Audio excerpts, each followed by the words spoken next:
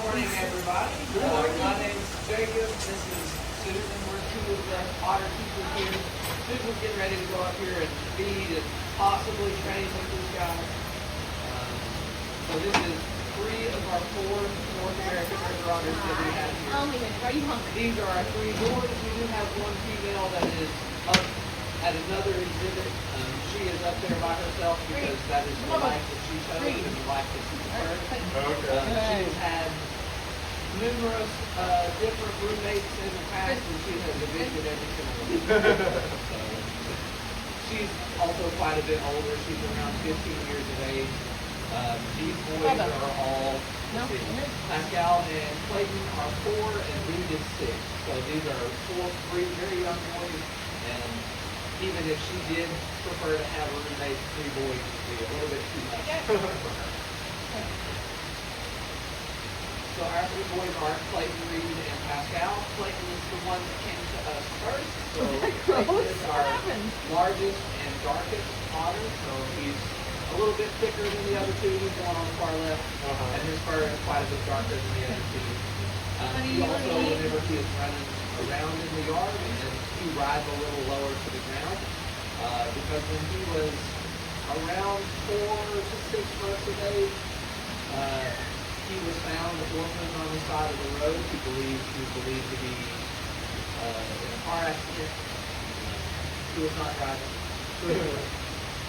So that's partially why he rides a little lower to the ground than the other 2. The fingers he's sustained from that disease, car accident, is what has caused some issues with his back, so he rides a little bit lower. But it doesn't slow him down.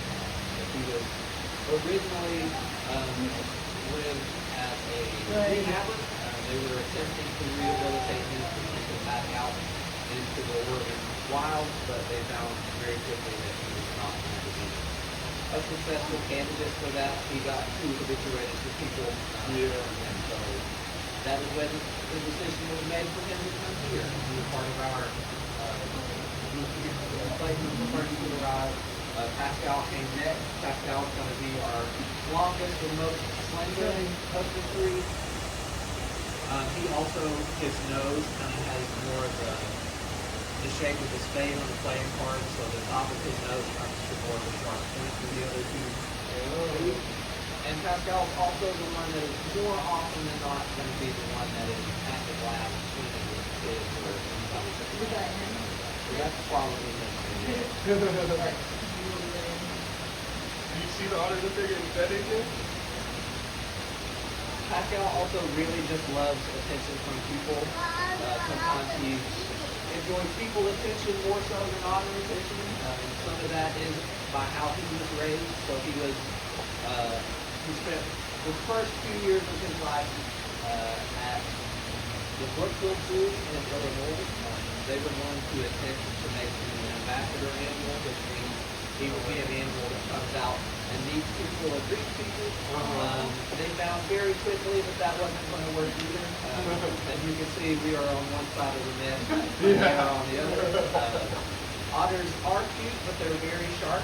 And the way that they communicate with each other is with their mouth. So otter fur and hair is built to withstand those bites that they communicate with. We practice protected contact here, so we never physically share space with them. Because they hurt us even if they weren't intended.